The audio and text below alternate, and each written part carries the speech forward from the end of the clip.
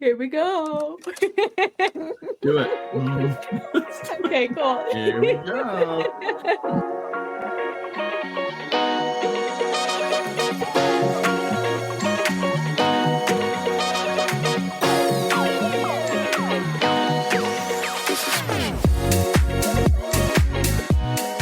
Hello, Coffiners. Welcome back to Coffin Talkin', where we unravel the mysteries, embrace the peculiar, and find humor in the unconventional world of funerals and death. I'm Holly. I'm here with Frank, as always. Hi, Holly. I think we're still experiencing that delay. Yeah, it sounds like it. No, hi, Coffiners. How you guys doing? I hope you've had a great week, and I'm going to, discuss something today that I hope that each of you might have had experience with, but we'll go ahead and get the small talk first. You might hope that we've had experience with this? Yes, and I'll explain that later. Okay, well, I just know a brief overview of the story, and I'm glad I have not had experience with this. So, we'll say that. But anyways, how was your week? Good. It's starting to slow down. I'm starting to, because I'm doing some trade embalming, and so I've gotten a little busier with that, but it's good. It's all good. And when you say trade embalming, explain that to our people. So trade embalming is when another company hires you to do their embalming. Okay. Even though you don't work for them, they pay you to come in and do their work. So it's like a contract work. Yeah. For an embalming. I guess you can look at it that way, yes. That's a good explanation. Good way of putting it. But other than that, my week has been fine. I've been trying to do other things for family members and getting, records rearranged and updated, and it's fine. What does that mean? So there are sometimes when people will file a death certificate and they wait, or look at the death certificate finally after 6 months, 7 months, 8 months, and finally, oh my gosh, we spelled mom's name wrong. Oh. So then they come back and even though they approved it, you still have to go back and try and do what you can to get the documents scored away and changed. I get a little frustrated when people take that long to finally see an error on the document when they should actually be looking at it immediately when they take it home. They should be, wouldn't you be opening it? Just make sure everything was okay? I would think so, but also some people might just be a reminder and they're trying to avoid it. I don't know. Maybe so. So how does that work, getting a death certificate changed? Like when I got my name changed, I had to go in and say, this is who I am, change my name. Do you have to do the same thing if you're the next of kin and say, just this is my person?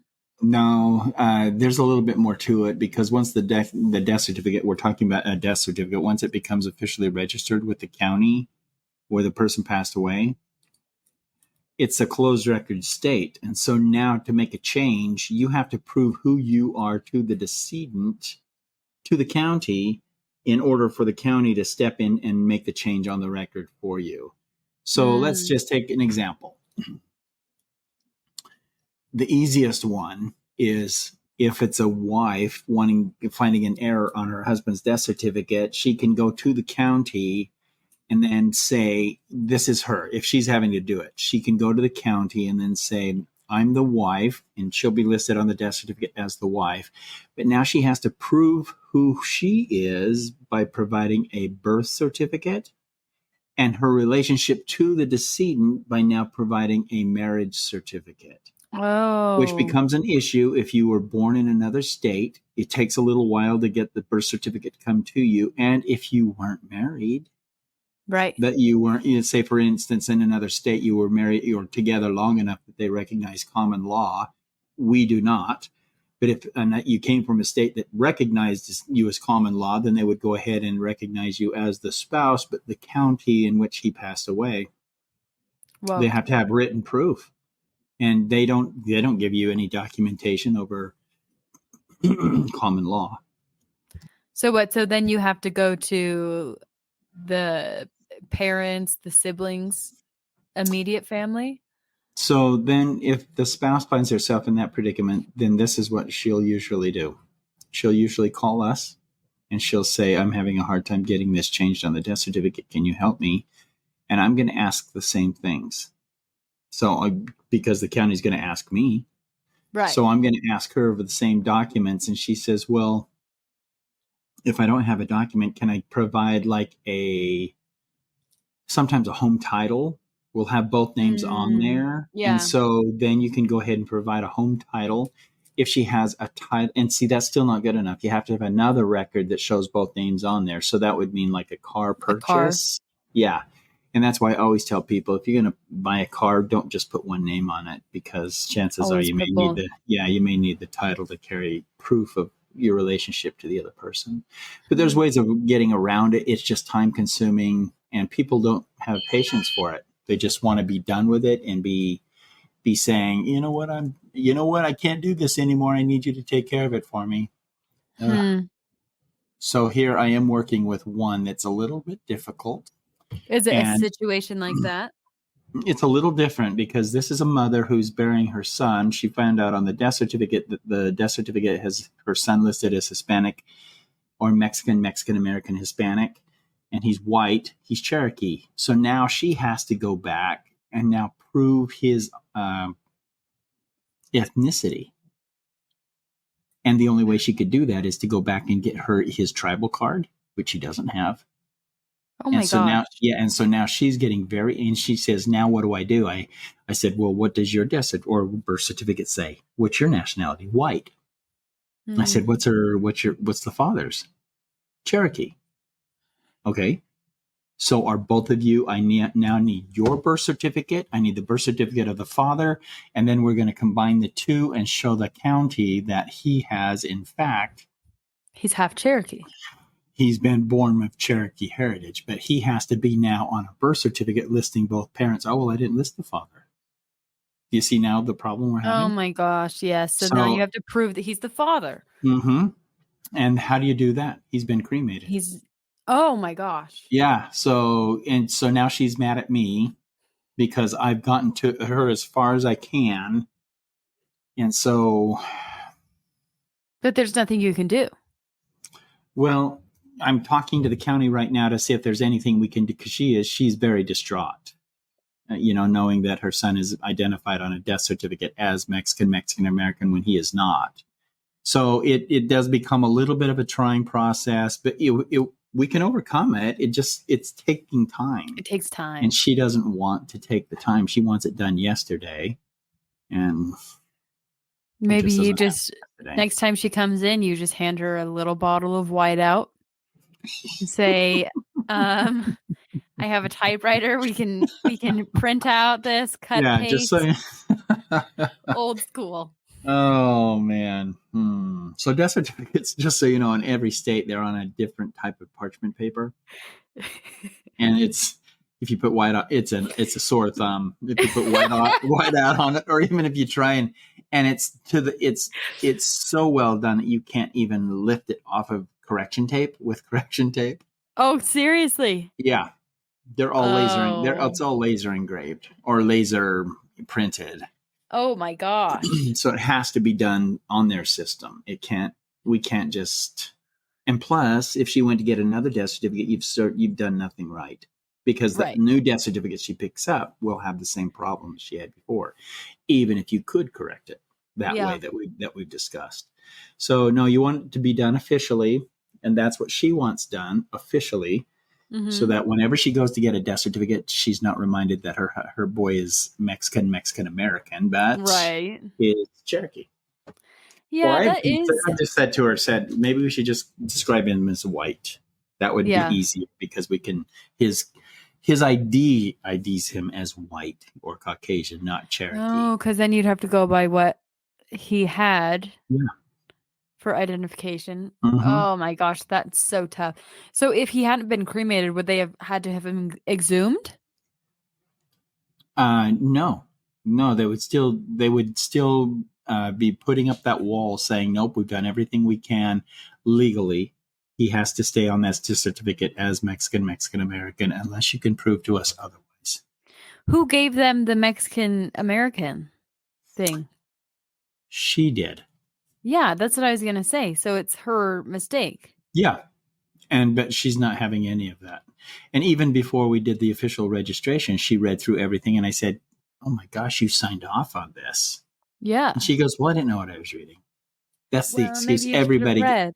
Oh, my word. That's the excuse everybody gives you. Well, I didn't know what I was reading. Ugh. And so I always tell people anymore, I just say, look, I'm not going to, there's no changes unless you want to make them. And you best be making sure as you read through this Mhm. document, make sure that everything is accurate and correct. Because any changes that need to be made, if you call me in a week after they've been filed, I'm going to say, I'm sorry, It's we've gonna be had a this headache. conversation. You need to go to the health department and handle this on your own. I don't have time for it anymore. No. I mean, it's really nice that we do it, but man, it takes But it's not time. your job. No. And then The we even had initial one where filing is yours, but we even had one where the doctor put the wrong date of death or signed a certificate. We had placed the wrong date of death because it was given to us by the nurse, Mhm. and he signed it with the wrong cause of death. We filed it, and the family became furious. She died 2 days before this, Hmm. and so now you have to go back to the doctor and Change convince the him that medical he's records. and we can't do that, and that has to be No. on the medical side. Oh man, what a headache. It is a headache.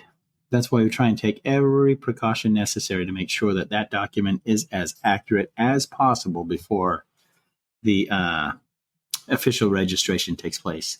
So that is why we strive to do everything we can to make sure that the records are as accurate as possible before we do what we need to do. Right. What about your week, Holly? How's your week been? It's been fine. Yeah. You Yeah. look like a puffer fish there for just a moment because, yeah. Well, let me think about it. Hmm. Yeah. Yeah. Mm. No, it's been good. Today was lovely because it was so cloudy and overcast, and it was the first break of summer, I would say, Yeah. and it was really nice. Let me just say, I think we're going through the same thing right now. Oh, I'm really? waiting. Yeah, I'm waiting for rain because there are huge Oh, dark clouds over us right now. well, there you have it. I know. I'm excited. I 'Cause hope it does. we were just talking about this. Arizona hasn't even really had a big monsoon season this year, right? Not yet. Well, it better be those clouds. At They least the best be start of it. showing. Come on. Let's Yeah. go. Let's do it. Oh man, I used We're to counting on live you. for monsoon season. Oh my gosh. I love the thunderstorms. Especially seeing the dust come in beforehand. You're like, it's coming, it's coming. The I haboob. remember the boob. I remember one time, so Kaufner's behind my parents' house, there's a huge park. And so one time, me, Scott, and Lee were all at the park, and we were just playing in the middle of this field. And a huge dust storm comes in, and we don't have time to get back to the house because it hits you like that. And so Lee just goes, drop to the floor. And we all laid down on the grass and just covered our heads. And we Oh, were just laying there for as long as we had to till it passed. But those are no joke. Mm-hmm. But it's kind of fun. You kind of feel like, I don't know, like you're in some sort of movie. It's fun. If you ever got caught in one driving, they suggest you stop. Ugh. You pull over to the side, turn your lights off, and just wait it out. Yeah. Hope that no one hits you. Yeah, Hope don't that... turn your lights on because they say that draws people to you. Right. So, but there are some drivers that are crazy and just keep driving through it. Oh my gosh. You can't see at all. Yeah. And then it's all gritty in your mouth. Ugh. I hate that. It's everywhere. Yeah.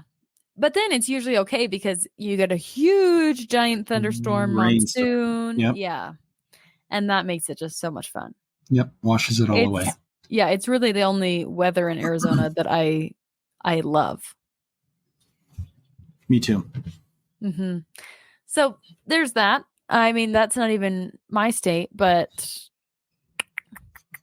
what else? I feel like over here we're kind of we're in a holding pattern right now. So we're waiting for a lot of things to come down the pike. So there's not a whole lot of updates. Okay. So we wait till something comes down the pike so you can update us. Oh, I did have something. Okay. And you're going to laugh, but this was very important to me. I switched from regular dish soap have you seen the Dawn new squeeze ones where the cap is on the bottom and it just rests on the cap and it doesn't, you just pick it up and squeeze it and it squirts the soap, the dish soap. Have you Okay, seen that? I have seen them. It It's doesn't leak out the cap. You just amazing. pick it up No. and squeeze it, and away you go. Yep, it doesn't leak. You don't have to flip it over every time. Oh, Holly, I'm And trying not to oh my laugh. gosh. Oh, the things that bring a simple pleasure. I know. Mm-hmm. It is a game changer. Oh, wow. Oh my gosh, especially for someone without a dishwasher. Holy cow. Saves me loads of time, at least a minute a day. Okay, there, see? Loads of time. Loads. Okay, so, yeah, that's my update. Oh, good. Good. So we'll quickly move on from that because now I'm starting to feel embarrassed. So let's be frank. We're laughing with you, Holly, not at you. Yeah, sure. Okay. So today's story is something that I started the episode by simply saying, I hope that some of you have experienced this. Now, Right. We're going to go back and I'm going to just test your memories for just a little bit. And I'm hopefully not going to age myself too much. But for those of you that remember the old style Kodak cameras and the Fujifilm, and they were in a roll or in a like a cylinder type contraption, where as you took the picture, you would roll it and then take another picture and you'd roll it until it got into this little canister. And then you would take the canister and you'd take it to a given, I don't know, like a Walgreens, a CVS. Mhm. Right now, this would be comparable to that. And they would open it up and you'd wait, I don't know, 2-3 days for them to print out the photos for you. And then you'd go and get this envelope full of pictures. Mm-hmm. So this is what was happening. We had a group of us, about 6 of us, maybe 8, as I'm thinking back on things. And we all took the challenge of going to a local cemetery and see if we could just spend the night. It would be kind of fun, right? Ooh. For an aspiring mortician, it would definitely be fun. Well, see, 2 of us were morticians at the time. Oh, and how old were you? Oh, I was 20, probably 24. Okay, so this was young into your mortician career. What do you mean by that, Holly? Like good. Oh, it was early in my career. It was early, yes. Mm-hmm. Okay. And this guy that we had gone, the other guy that was in the field as well, we actually graduated from school at the same time. Okay, just a follow-up question. Mm-hmm. So this was early in your career, so more than likely you were living in a mortuary. I was. So it was more scary for you and your group of friends. Hold on 1 second. I was not living in the mortuary at the time. Okay. I was living in an apartment in California. Nice, Sid. So it was more scary for you all to spend a night in the cemetery than spend it in the mortuary where you worked your 9 to 5. First off, in order for us to do something like that in the mortuary, we would have had to have jumped all sorts of hoops, right, to get actually permission to do that, especially where most of them were not employees. Right. So, the next best thing is to just go to a cemetery, and there are gates. You have to climb the gate, and you hope security doesn't find you. You climbed the gate? Mm-hmm. Oh my gosh. I would have thought you just would go early and then stay and hide out. No, we left it at about 8 p.m. and the goal was to be done by 8 in the morning. Wow. So we wanted to spend a full 12 hours the entire evening in the cemetery. And so the story revolves around simple little pranks, truth or dare. Right. Can you jump that marker? Can you stand on that marker? Stupid little things that you wouldn't think much about. Well, you think now it's kind of stupid. Yeah. Because you could have damaged markers. You could have right. done you could have fallen and hurt yourself. But in this particular cemetery, there was upright markers and then there were flat markers and angled markers or slant markers. So the slant marker stands about 12 and an angle. It's almost like a half triangle. So it stands about I don't know, maybe 12 inches on the backside and then slopes to like a 4 inch. And then it goes flat and then straight up and onto the backside again. But anyway, if you weren't watching where you were walking, you would trip over those. Oh yeah. And we were doing that all the time. We were laughing and joking and totally forgetting about the slant markers. And then we would just be tripping and falling. We could have easily hit our heads on something, another marker, and been out for the count. Well, and we were right in the throes of just having fun, jumping markers, laughing and joking. And then all of a sudden in the distance, we see headlights. And this obviously is security, right? Security has to do a pass in the cemetery, and they do that about every 40 minutes in the cemetery because they don't want any damage on the markers of the property itself. Now, this particular cemetery was gated all the way around. There was no mortuary on the property. It was just a straight cemetery. And as we were running and jumping and we were watching the lights come around, all of a sudden from the backside, there was another set of lights. And we thought, oh my gosh, we've been seen because now they're trying to corner us. Yeah. That was my thought. But they hadn't seen us. And they got together and they were just stopped. And I guess they were having lunch or something. But anyway, they were talking. And their so we midnight lunch. Kind of. Well, if you're starting a late shift, Sean, Holly, if you're doing the graveyard shift, if you're doing the graveyard shift, Holly, surely sometime you've got to eat. Of course.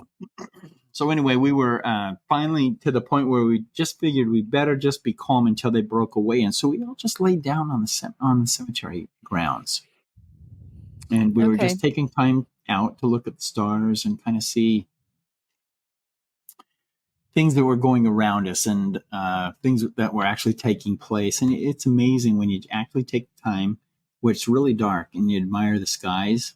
Mm-hmm. So anyway, that's the frame of mind we were in. And finally the cars left.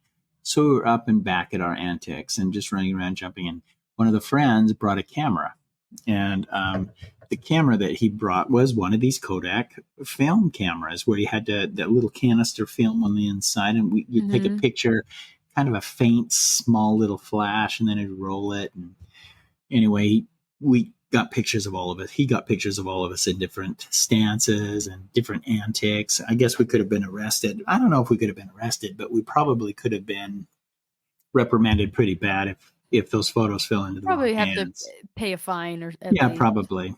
And so the night went almost without incident. We all had scraped shins, of course, because of our tripping and falling on these markers. There was one particular activity where we were trying to play. We were playing Dare of Truth and Dare, and one of the dares was to actually run as fast as you can. You know, the cemetery does not have internal lighting. So there is lighting that's on the outside of the cemetery, but once you get into the cemetery, unless it's a full moon, it's pretty dark. It's dark. Because was it a big cemetery? Oh, huge. Very big. Yeah, it was probably, I'm not good at square acreage or anything like that, but it was one of the larger cemeteries in the area. And so anyway, we were starting to dare each other to run just as fast as we could, as in a straight line, to see how far we could go before we had to actually jump, dodge, whatever, whether it be a marker or whatever the case might be. And one of my friends took off just as fast as he could, and all of a sudden we didn't see him. It was one we heard down for the count. Oh my gosh! What do you think happened, Holly? Was there an open grave? There was an open grave, and he saw it, and he tried to dodge it, and he hit a not a marker, but he hit one of the support braces that hold the board over the open hole, and he hit it just right to where it flipped up and hit him. Oh, yikes. Yeah, so instead of twisting an ankle or something like that, he hit the board just right, and it come up and hit him on his left shoulder. So he was down for the count, but he was right. He was right on the cusp of the open grave, and so he's waving his hands like this. Can you see me? Can you see me? Oh my gosh. And so we all made our way over to him, and we just kind of thought, well, maybe that was kind of a stupid thing to do. So anyway, we laid back down, and we were just kind of talking amongst ourselves. And I don't know if it's our mindset being in a cemetery, but if you ever have an opportunity to go in a cemetery in the evening and lie down, you're going to hear some strange things. And Oh, I don't know if it's just the mental acuity of thinking, oh my gosh, I'm in a I'm graveyard, or in a what did you call it? cemetery. Yeah, I'm in a ghost garden. A ghost garden. I like that. Well, you came up with it a couple of episodes Did I back, really? Holly. Yeah. Oh, So I'm amazing. you are. Wow, you are. And so anyway, you can hear wailings, and I don't know if it was the wind, but you can hear Right. wailings and stuff. But so we went on ahead. Well, we continued. We finally finished. The sun was starting to rise, and the gates open on most cemeteries at dawn. Oh, okay. So we just waited for the gate to open, waited a few minutes for them to step into the office, and we just kind of casually walked out of the cemetery. Well, about 3 days later, 4 days later, this guy came in and he started showing us some of the pictures that he had taken. Mm-hmm. And the pictures were quite amazing. And we just laughed about it every time we got together to see them. And so four of my friends were doing something different, but remember there were two of us that were working together in the same mortuary. Right. And so that was okay. Truth be known, we were trying to experience each other's fields of business or careers. So they wanted to say, well, Oh, what could we do that we would be able to experience what you guys maybe experience on a daily basis? Well, maybe let's go to a cemetery, yeah. right? Uh-huh. So that's the reason why we're in the cemetery. We continued with our activities of looking at the photos, laughing and joking, and not much was thought about it. But there were two photos, and each of the photos, and we just chalked it up to film. But I want commenters to think for a moment. Have you ever seen a film or a picture where you see little white orbs in the photo? And they could be in the background, they could be to your side, whatever the case might be, but there are little white orbs. And I found a white orb I went in early to work and I was looking at the security cameras, and there was a white orb that was bouncing outside my front door.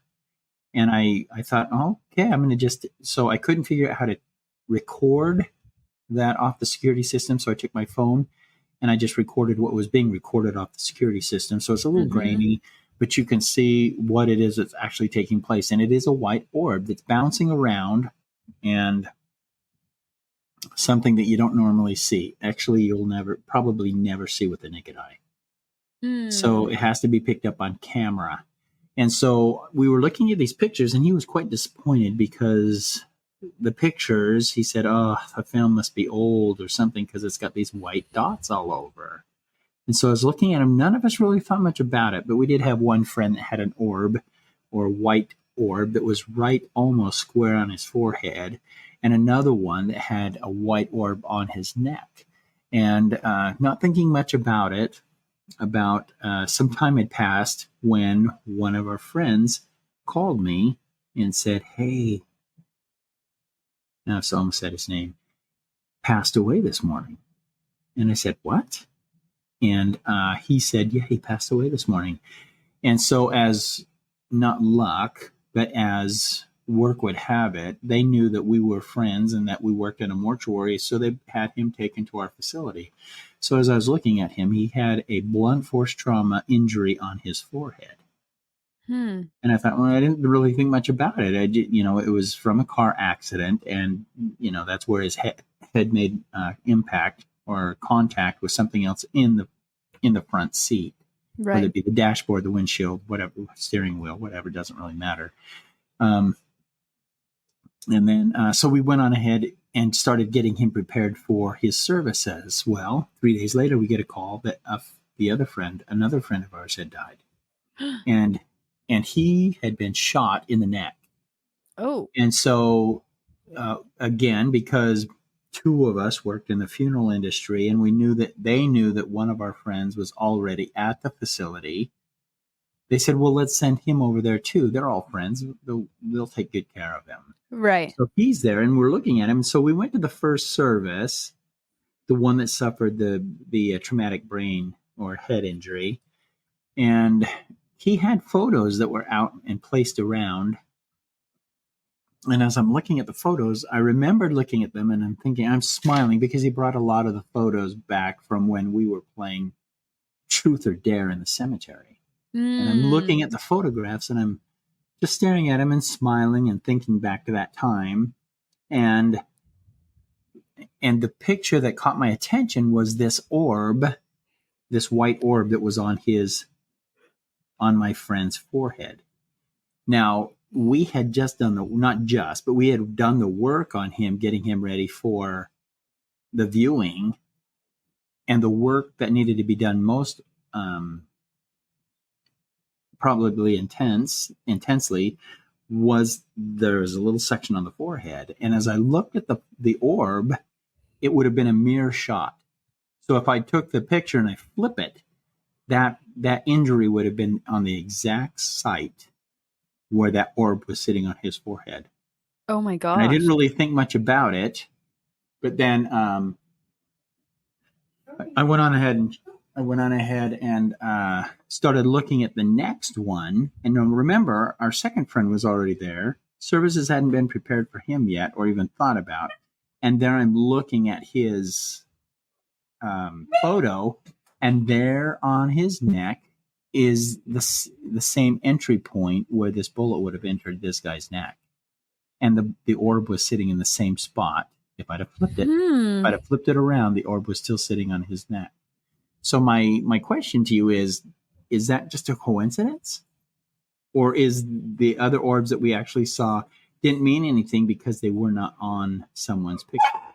Here's where I started to think. So as I'm looking at the photos, I'm thinking to myself, hold it, does the orb have anything to do with how the individual passed away, even though some time had lapsed?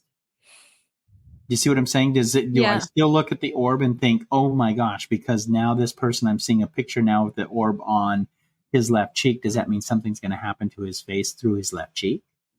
You see what I'm saying? Oh, so there's more?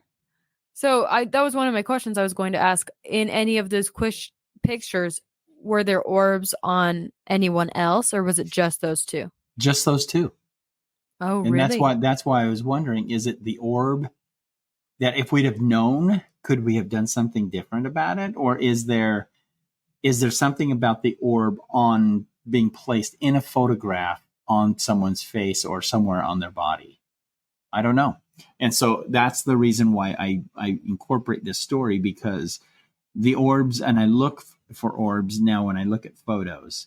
Yeah. And hopefully you coffiners will have some experience or maybe some knowledge of orbs taking place. And it doesn't have to be a white orb. It could be a spherical, like gold or black, something that's odd in the photo. Right. That you would look at and you'd say, I wonder what that is and why that's there.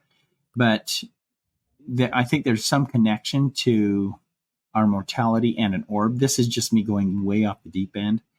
And I don't have any scientific backup on this at all. All I know is what happened to two of my friends, and what transpired with what we saw as the final outcome of a death and what was being demonstrated in a photo.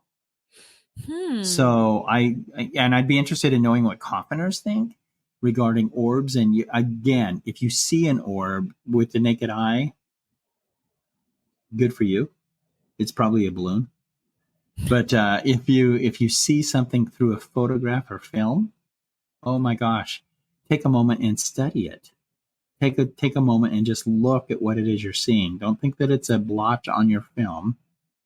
See if there's other pictures in that same roll, if it's a roll, or even on your phone now, and see if there's something else that's happening within that photo. So the more and more I think about this particular story, the more it becomes intriguing to me, only because I don't know, and I wish someone could. I don't know that there's really a lot of information on orbs and what orbs represent or how they demonstrate themselves or what it means when they show up in photos. I don't know.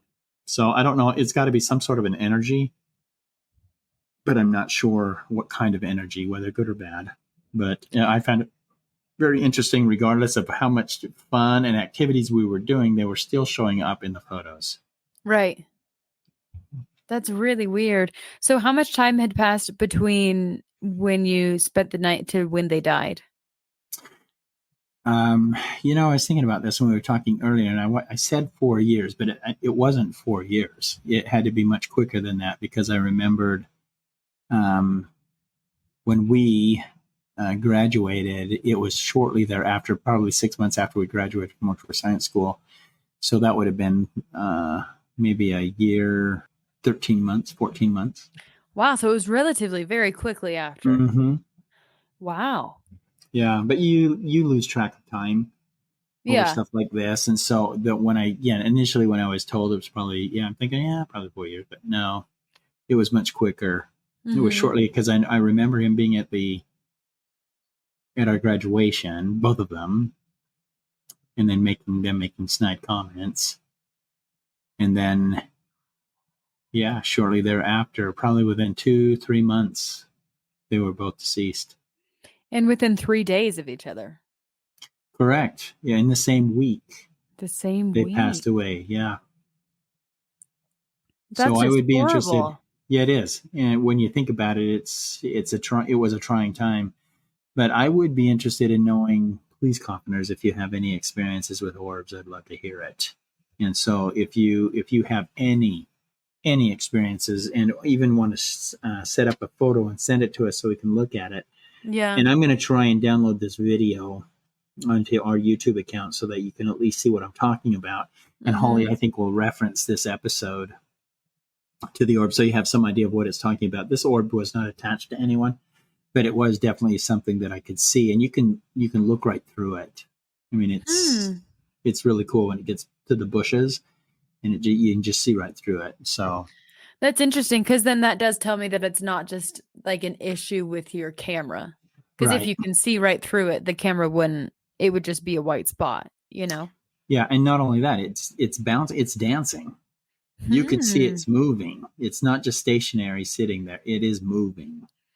So what do So, you attribute that to? Like, do you think that's a spirit of someone or what is that? Because I'm thinking of our previous episode, A Bright Spot, where this man's wife passed away, and then you see on the baby monitor just a oh yeah, huge light randomly and then leave. mm-hmm. Totally Um, different. yeah. The orb and this strobe or whatever it was, this ray of light, are totally different. But I will say this: it was interesting to see how it stayed close to the front door. And I thought to myself, well, I'm just going to run out there real fast to see if I can see it, because I thought surely Hmm. that's not a balloon. And I was playing with my own mind, thinking that is a balloon.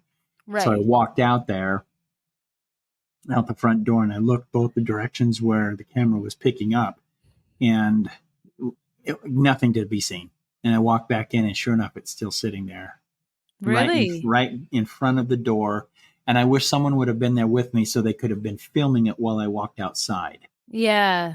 So you could see Because what it did. then I would have been trying to push my hand through it, whatever the case might have been. And After this it's story, you better not touch it. It's a death sentence.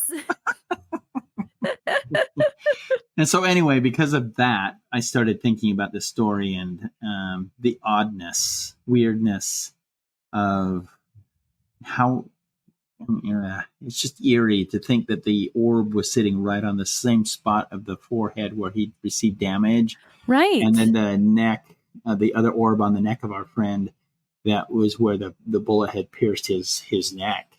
So yeah. Anyway, it's very interesting, the whole thing for me anyway, with orbs. And so Yeah, that's so anyone weird. with experiences, I'd like to hear them. Yeah, if you have any pictures too, please Yeah. send them in. That'd be really cool Mm-hmm. to see. And we will try and get that video up on YouTube and Instagram if possible. But that's just weird. When you saw the pictures, did you just think it was weird and like something wrong with the film, or was Well, that your first experience with initially, it? I didn't really think much about it. I thought there was something wrong with the film because that's what the photographer was saying. Because the And so, photographer was explaining it away, like, mm-hmm. this never ah, this happens. is an old film. This is Right. old film.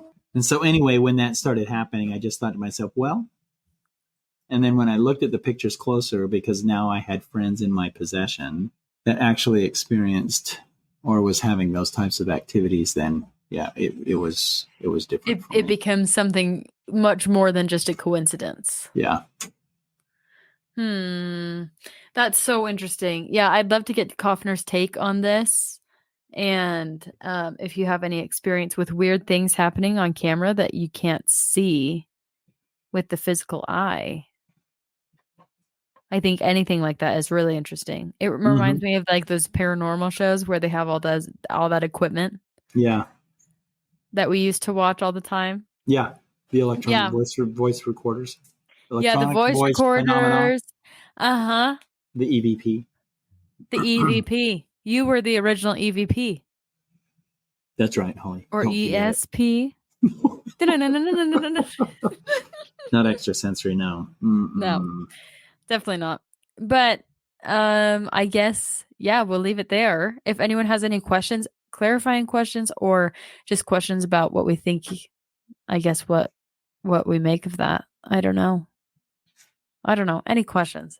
Email us at letsbefrank@coffintalkin.com or send us a DM on Instagram at coffintalkin. Follow us on YouTube at Coffin Talkin Podcast. And we hope you liked this week's story. We will see you next week. Bye, Coffiners. Watch for the orbs. The orbs.